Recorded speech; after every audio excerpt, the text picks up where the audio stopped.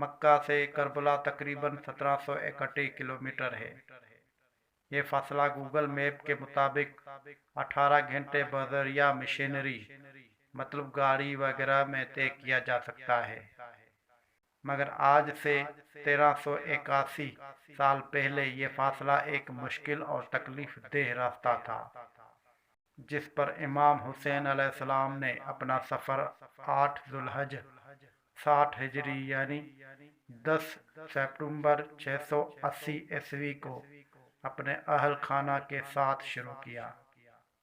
سفر شروع کرنے کے بعد تاریخ کے کتابوں میں 14 مختلف مقامات کا ذکر ملتا ہے جہاں امام نے یا پڑاؤ کیا یا مختلف لوگوں سے ملے اور یا لوگوں سے خطاب کیا۔ اس آرٹیکل میں ان 14 مقامات کا سرسری ذکر کیا جائے گا تاکہ جو لوگ نہیں جانتے انہیں سفر اور راستے کی تھوڑی آگاہی ہو سکے۔ نمبر پہلا، الصفا۔ یہ پہلا مقام تھا۔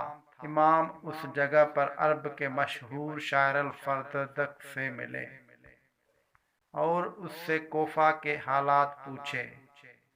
شاعر بولا، کوفہ والوں کے دل آپ کے ساتھ ہیں اور ان کی تلواریں آپ کے خلاف ہیں۔ شاعر نے امام کو کوفہ جانے سے روکا، مگر امام اپنا سفر شروع کر چکے تھے۔ نمبر دو، ذات ارق۔ مکہ سے کوفہ جاتے ہوئے یہ دوسرا مقام ہے جو مکہ سے تقریباً 92 کلومیٹر پر ہے۔